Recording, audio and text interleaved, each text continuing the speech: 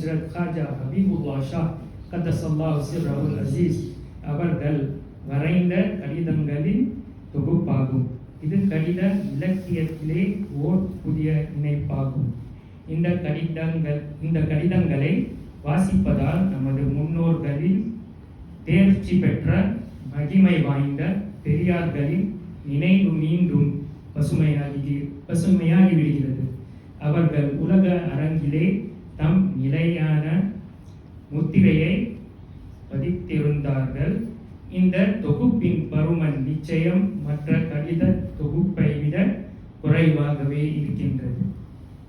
அவர்களின் சீடர்களின் எண்ணிக்கை 1.5 அல்லது 2 லட்சம் என கூறப்படுகிறது. அவர்களிலே எல்லா வகையினரும் பொதுவானவர்களும் பரிதேகமானவர்களும் அறிஞர் பெருமக்களும் படிப்பு அறிவு இல்லாதவர்களும் எல்லாமே அடங்கி இருந்தனர். அவர்கள் தம்முடைய ஆரம்ப காலத்திலும் இடைக்காலத்திலும் எத்தனை கடிதங்கள் வரைந்தார்கள் என்பது தெரியாது.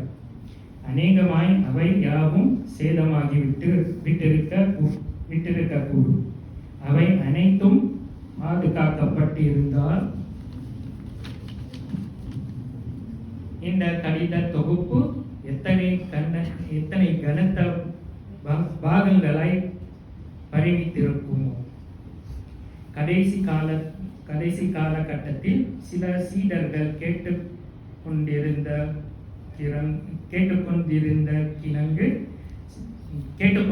கிணங்க சில முக்கியமான கடிதங்கள் மட்டுமே பாதுகாக்கப்பட்டன. ஒரு சில கடிதங்களில் பிரதிகளும் சேமிக்கப்பட்டன. இதே நிலைதான் அவர்களுடைய ஆன்ம சபைகளின் பரவச நிலைகளும். அதாவது முன்னிலை வகித்த வெகு சிலரே உயிரோடு இருக்கின்றனர். அவர்களை தவிர இனிவரும் சாதகியர்கள் அவர்களுடைய ஆன்ம சபைகளின் உயிர்ப்பிக்கும் மூச்சு எத்தனை இனங்களை உயிர்ப்பை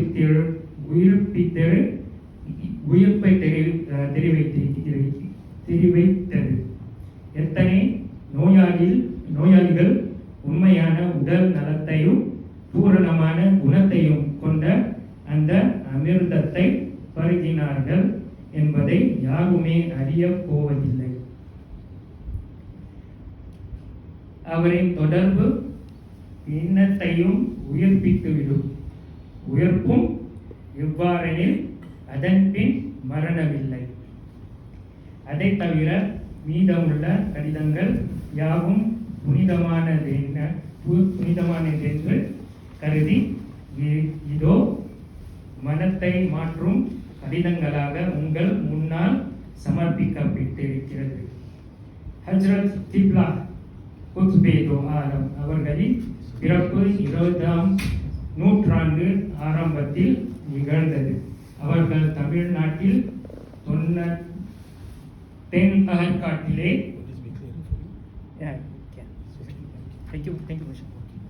தென்காட்டிலே அவதரித்தார்கள்.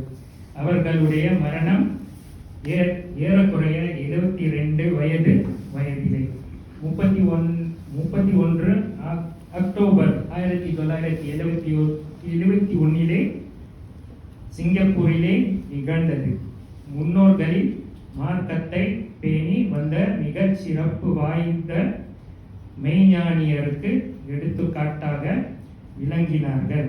மாணவர்களை பெற்ற ஒளிப்பு பெற்று எத்தகையதொரு உடலை பெற்றி இருந்தார்கள் எனில் அது உடலை தழுவி இருந்த உடைகளினோடு பிரகாசித்து கொண்டிருந்தது. மெய்ஞானியர்களும் இறைவனை அன்பித்தவராகவும் முழுமையானவராகவும் இருந்த அவர்களுடைய தொடர்பு இந்த எலியனுடன் 1967 நிகழ்ந்தது. அப்போது எனது வயது 42 ஆகும். அவர்களுடைய வயது 68 ஆகும் இருந்தது. 68ஆகவும் இருந்தது. இந்த எளியவனின் முழு வாழ்க்கையையும் மூலதனமே அவர்களுடன் தொடர்ந்து 3 ஆண்டு காலம் வரை கூடவே இருந்து அவர்களின் பணிவிடையில் கழித்த காலம்தான். அதற்கு முன்னால் சொல்லிக்கொள்கிற மாதிரி ஒன்றுமே இல்லை. அதன் பின்னர் கவனிக்க தகுதியற்ற காலம். அவர்களுடைய தொடர்பு கிடைத்த பிறகே கண்களுக்கு ஒளி கிட்டியது. அதன் பிறகே நான் உரை தலைப்பட்டேன். ஹஜ்ரத் கௌசுல் ஆலம் ரஹ்மத்துல்லாஹி அலைஹி, ஹஜ்ரத் ஹாஜா கரீப் நவாஸ் ரஹ்மத்துல்லாஹி அலைஹி, ஹஜ்ரத் நிஜாமுத்தீன் அவுலியா ரஹ்மத்துல்லாஹி அலைஹி, ஹஜ்ரத் ஹாஜா பந்தே நவாஸ் மற்றும் இதர பெரும் மகான்களுக்கெல்லாம் ஏற்பட்ட விஷயங்கள் எதுவுமே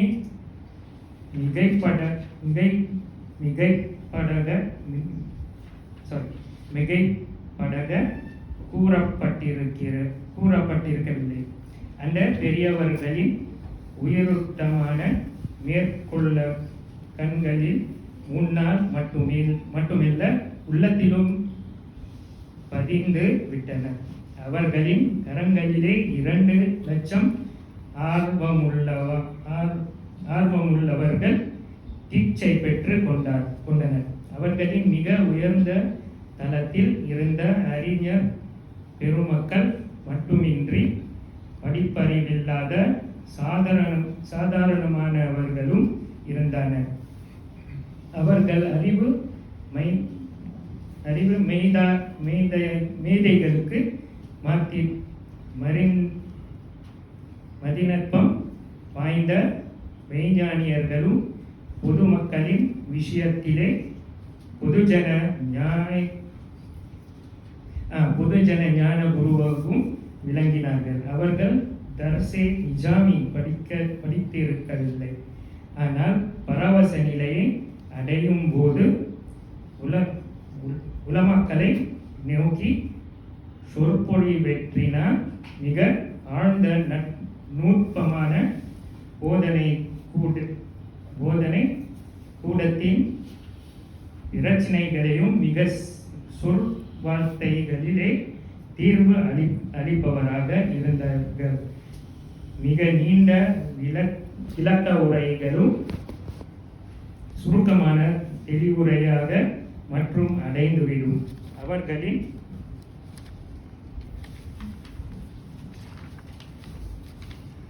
உலக கல்வியும் மிக சொற்பமாக ஆங்கில அரசு பள்ளியில் பெற்றிருந்தார்கள். இருப்பினும் மௌலானா முஹம்மது இஸ்மாயில் ரஹ்மத்துல்லாஹி அலைஹி, ஷேகுல் ஹதீஸ் ரஹ்மத்துல்லாஹி அலைஹி மற்றும் அல்லாமா ஷாகிர் நாயிதி ரஹ்மத்துல்லாஹி அலைஹி போன்றவர்கள் அவர்கள் முன்னால் முழங்காலிட்டு தலை தாழ்த்தி அமர்ந்திருப்பார்கள். அவர்களுடைய கடிதங்களில் எத்தனை பொக்கிஷங்கள் வீணாக அழிந்துவிட்டனவோ தெரியவில்லை. ஷேகுல் ஹதீஸ் மௌலானா முஹம்மது இஸ்மாயில் ரஹ்மத்துல்லாஹி அலைஹி அவர்கள் அநேகமாக 1947-48 மௌலானா ஷாகிர் நாயிதி ரஹ்மத்துல்லாஹி அலைஹி அவர்கள் 1949 அல்லது 50 அவர்களிடம் தீட்சை பெற்றார்கள். இவ்விரு பெரியார்களும் ஹஜ்ரத் அவர்களுக்கு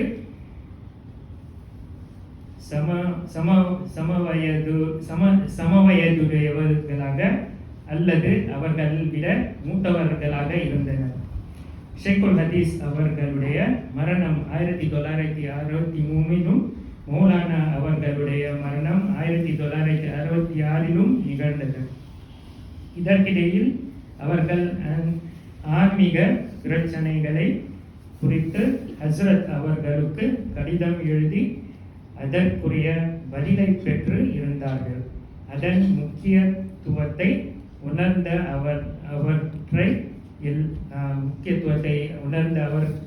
அவற்றை எல்லாம் பாதுகாத்து வைத்தனர். ஹஜ்ரத் கிப்லா ரஹ்மத்துல்லாஹி அலைஹி அவர்களின் ஷஜ்ராவை பதிப்பதோடு கடிதங்களின் விடைகளையும் சில கடிதங்களுடன் சேர்த்து வெளியிட்டார்கள். அந்த 2 மேன்மை மிக்க பெரியார்களின் மறைவுக்கு பிறகு மற்ற சீடர்களின் பேரில் எழுதிய பல நூறு கடிதங்களின் பிரதி எடுக்காமலே அனுப்பப்பட்டு விட்டதால் அவைகளும் முகவரியற்று போய்விட்டன. அன்னாருடைய கடிதங்கள் அனைத்தும் பாதுகாக்கப்பட்டிருக்குமானால் கடித இலக்கியங்களிலே பெரும் பதிப்புள்ள ஒரு பொக்கிஷமாக நிகழ்ந்திருக்கும். அவர்களுடைய புனித வாழ்க்கையின் கடைசி 3 ஆண்டு காலங்கள் இந்த அடியேனுக்கு கன்கா ஷரீஃபிலே படிக்க வைக்கவும் நிறைய வாய்ப்புகள் கிடைத்தன. அப்போது கடிதங்களுக்கான பதில்களை சில சமயம் ஒவ்வொரு சொல்லாக, சில சமயம் கட்டுரை வடிவமாக இந்த அடியேனை கொண்டு எழுதி வந்தார்கள். அந்த பதில்களில் முக்கியத்துவத்தை உணர்ந்த இந்த அடியேன் அதன் பிரதிகளை சேகரித்து வைக்கலாம். அவர்கள் மரணிக்கும் 3 மாதங்களுக்கு முன்னால் சிங்கப்பூர் பயணத்தை ஏற்போது சலாசில் அர்பனியுடன் பிரதியெடுத்த கடிதங்களின் அமைப்பையும் என்னிடம் சமர்ப்பித்தார்கள். அவர்களின் மரணத்திற்கு சில மாதங்களுக்கு பின்னர் சலாசில் அர்பனின் வெளியிடப்பட்டது. ஏறக்குறைய 20 ஆண்டுகளுக்கு பின்னரே இந்த கடிதங்களின் தொகுப்பு உருதுவில் வெளியிடப்பட்டிருக்கிறது. ஏறக்குறைய 1960ஆம் ஆண்டிலே ஷஜ்ராக்களுடன் இணைத்து வெளியிடப்பட்ட கடிதங்களை இந்த தொகுப்பிலே சேர்த்து கொள்ளப்பட்டுள்ளது.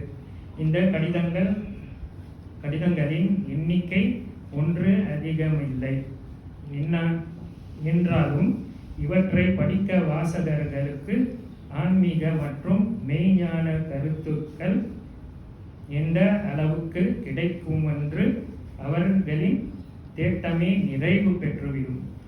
இதை கொண்டு ஆன்மீகத்தின் யதார்த்த நிலை இன்னும் அறிந்து விடவில்லை என்பது பொதுவான வாசகருக்கும் புரிந்துவிடும். இறையிறைச்சியத்தின் ஞானம் எல்லா ஆன்மீகவாதிகளுக்கும் கிடைத்து விடப்போவதில்லை. பாரசீகத்தை ஏற்றுக்கொள்வதென்பது பெரிய விஷயம். ஆனால் மெய்ஞானத்தை வாதிப்பவர்கள் அதனை நிராகரிப்பதென்பது ஒரு மாபெரும் சோதனையாக உள்ளது. அதே மேலோட்டமாக வேணும்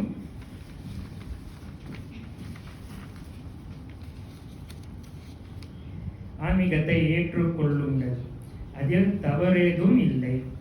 இன்றைக்கும் எங்கெங்கோ ஒரு மூலையில் அமர்ந்து சில இறைப்பாதர்கள் சாதகம் புரிந்து வருகிறார்கள் அல்லது நிறைவை அடைந்து விடுகிறார்கள். அவர்கள் இந்த மக்துபாத்தை ஹபீப் பார்த்து அல்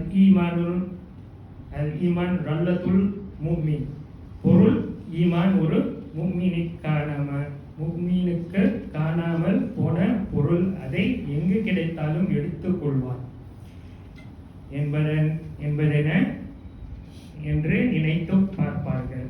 மடல்கள் வரையும் மகான்களின் தனித்தனி சிறப்பம், சங்கல் மற்றும் தனித்துவமான திறமைகள் கடிதங்களின் வரிகளுக்கிடையே தெளிவாக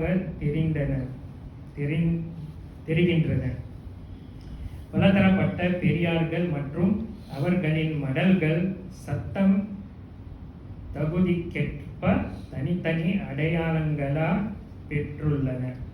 எங்கள் கிப்லா ஹஜ்ரத் குத்பே து ஆலம் ரஹ்மத்துல்லாஹி அலைஹி அவர்களின் மடல்கள் வரையும் திறமைக்கு எடுத்துக்காட்டாக இங்கே ஒரு நிகழ்ச்சியை குறிப்பிடுவது அவசியம் என்று தோன்றுகிறது. ஒருமுறை இந்த அடியான் கன்கா ஷரீஃபிலே ஹஜ்ரத் கிப்லா ரஹ்மத்துல்லாஹி அலைஹி அவர்களின் சமூகத்தில் ஹஜ்ரத் நம்முடைய தொடர்போ சிஸ்தியா நிஜாமியாவுடன் உள்ளது. ஆனால் நாம் சாதகம் புரிவதோ அதாவது செயற்படுத்துவதோ நக்ஷபந்தியா தொடர்பை கொண்டதாக உள்ளது. ஏன் எப்படி என்று ஒரு கேள்வியை எழுப்பினேன். அதற்கு ஹஜ்ரத் அவர்கள் பதிலளித்தார்கள், உண்மைதான், நம்முடைய தொடர்பு சிஸ்தியா நிஜாமியாவுடையது தான். நம்முடைய முர்ஷித் கிப்லா ஹஜ்ரத் ஹாஜா ஆரிஃபுல்லா ஷா கதசல்லாஹு அவர்களும் நக்ஷபந்தியா செயல்முறையையே பின்பற்றினார்கள். தம் சீடர்களுக்கும் அதையே போதிக்கவும் செய்தார்கள் என்பது உண்மைதான். அதனால்தான் சிஸ்தியாவுக்கே உரித்தான ஷேக் அவர்களின் மீதுள்ள பற்றுதல் மற்றும் நக்ஷபந்தியாவின் முராகபாவும் தன்னிலை இழத்தலுமான இரண்டின் கூட்டும் இறைவனின் சந்திப்பிற்காக நெருக்கத்திற்கும் மிகவும் நெருக்கமான வழிமுறையாக உள்ளது. அதை இவ்வாறும் சொல்லலாம். நக்ஷபந்தியாவின் ஆரம்பமும் இதர வழிமுறைகளின் முடிவும் ஒன்றாக உள்ளது. இந்த தனித்துவ சிறப்புகளின் ஒத்திசைவை குறித்து சிஸ்தியாவும் நக்ஷபந்தியாவும் ஒன்றுக்கொன்று சகோதரத்துவம் வாய்ந்தது என்றும், காதிரியாவும் சஹ்ரவர்தியாவும் ஒன்றுக்கொன்று சகோதரத்துவம் வாய்ந்து என்று புகழ் பெற்றுள்ளது. ஹஜ்ரத் கிப்லா ரஹ்மத்துல்லாஹி அலைஹி அவர்களின் இந்த மடல்களிலே பார்வையை செலுத்துங்கள். அதில் ஆரம்பம் முதல் கடைசி வரை பொங்கி எழும் அதே பற்றுதல் மற்றும் தன்னை இழத்தலின் மெல்லிய கருதியை உங்கள் உள்ளங்களிலே ஆங்கங்கே உணர்வீர்கள். இந்த தன்மை தான் இவர்களின் மடல்களை இதர பெரியார்களின் மடல்களை விட்டு தனித்துவ விளக்கச் செய்கிறது. அடியேன் Haja குத்ஸி Shah சிஸ்தியுல் Kadri Ismail ராஃபிஇ Umri. Now we are going to the first letter. Translation.